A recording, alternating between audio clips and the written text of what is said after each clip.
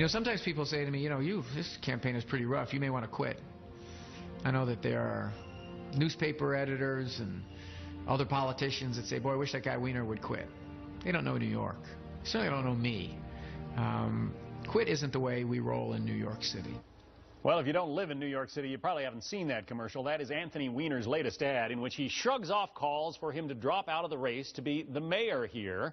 This after it came out that he sent sexually explicit messages to a number of women after resigning his seat in Congress for sending out sexually explicit messages to a number of women. So, Rick, is he right? Do the editors want him out of the race? I mean, he makes great headlines and great copy.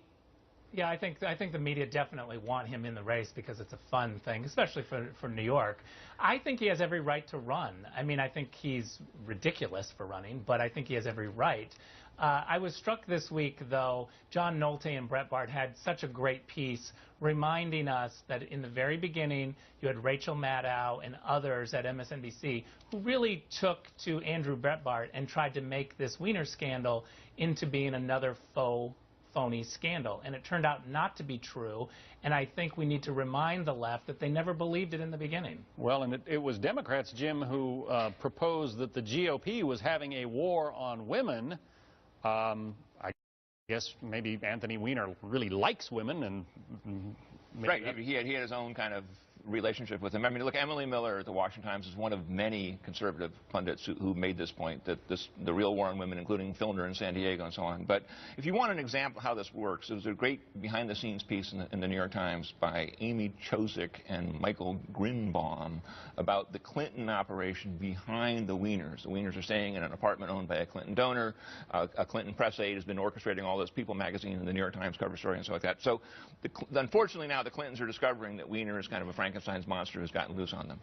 And the Clintons have tried to distance themselves from Weiner and his wife this time around. Right. Last week we were talking about that and the absence of reporting on the Hillary Clinton-Huma Abedin connection. And what was it? Now we're into investigations of the other women who were sexting with Anthony Weiner. You know, there's a word in New York for this kind of race and this kind of candidate. It's the chutzpah candidate. And it is a very New York word. We have to move on. The editors at the New Haven Register don't like rocker Ted Nugent. They don't like his views on race nor his politics. In fact, it appears they don't like conservatives, or Fox News for that matter. From their editorial earlier this week, the same basic message that the KKK has promoted for 148 years is embraced by the likes of Ted Nugent, Fox News, Ann Coulter, a burgeoning array of fringe conservative media, and members of our own community. Well, that unfounded bit of editorial vile got some pretty strong reaction, including from this guy. The editor of the New Haven Register is Matt Dorenzio. The publisher, Tom Wiley. The paper is owned by a hedge fund, if you can believe it. The boss is Randall Smith. Now, we asked those men to discuss that irresponsible editorial. They all declined because they are cowards, and they know they cannot defend that vile, libelous piece of garbage. The New Haven Register should be ashamed. The paper has lost all credibility, and it had better apologize in writing by the end of the week. Well, Matt DiRenzo did apologize, kinda, writing, "It was a poor choice of words that created an unfortunate comparison between Fox News and the KKK. We are sorry for that." So, Joe, it's okay, I guess, if you have an organization, a news organization even, that you disagree with, to compare them to the KKK. Sure. I wonder how Juan Williams, for instance, feels about that, being compared to the KKK. Tom Wiley, the publisher, maybe I'll break some news here. He is the head of NAMBLA. Oh, no, he really isn't. I'm sorry, I didn't mean to say that. In other words, to put things out there like that and then pull it back, all I know is they probably sold a lot more papers, they got a lot more publicity, and they were completely irresponsible in saying something like that, just like I could have been by actually meaning what I just said. Ellen, you're an unabashed liberal.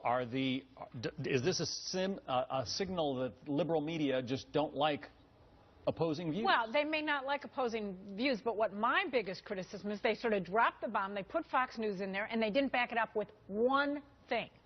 Well, but let's remember that they did apologize, and I think that's important to note. I mean, the apology wasn't a full apology, But I exchanged emails with Matt, the publisher, the editor this week, and he did apologize for his editorial writer. I do think there's a problem, the fact that the editorial writer is comfortable enough to say these outlandish things, but they apologized. I mean, John Nolte at Breitbart had headline, New Haven Register compares Fox to KKK, apologizes, does it again. I think that's what Eric Wimple, the Washington Post, has been on this as well. Give him credit, too. The question is, how does this stuff get out there in the first place, Judy? Well, it gets out there because you have, for one thing, an administration that denied that Fox News was a news channel. Does anybody remember that a mere year ago? Not a legitimate news organization. Not a legitimate news organization.